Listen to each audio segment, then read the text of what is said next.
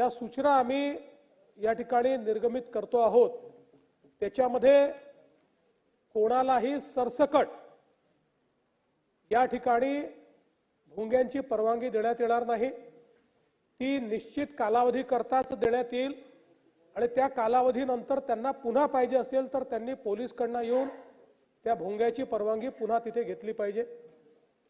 दुसरं, या ठिकाणी उल्लंघन होईल 55 डेसिबल आणि 45 डेसिबलचं त्यांना पुन्हा परवानगी देण्यात येणार नाही।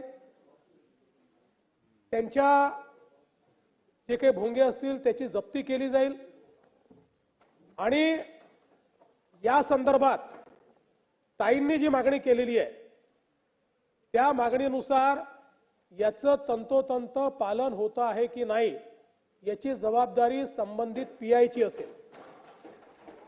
पीआयनी प्रत्येक प्रार्थना स्थळात जाऊन हे चेक केलं पाहिजे की भोंग्याची परवानगी घेतली आहे की नाही आणि सगळ्यांना आपण मीटर दिलेला आहे, ज्या मीटरवर डेसिबल मोजता येतं ते प्रत्येक पोलीस स्टेशनला अवेलेबल आहे। त्यामुळे अशा प्रकारे ते डेसिबल मोजून त्याच्यावर जर डेसिबल पेक्षा जास्त अशा प्रकारे आवाज येत असेल तर पहिल्या टप्प्यात एमपीसीबीला सांगणे, त्यांच्याकडनं कारवाई करणे आणि दुसऱ्या टप्प्यामध्ये त्यांच्या परवानग्यांना रिन्यू न करणे अशा प्रकारची कारवाई या संदर्भात केली जाईल आणि अतिशय कडकपणे याचं मॉनिटरिंग जे आहे ते केलं जाईल।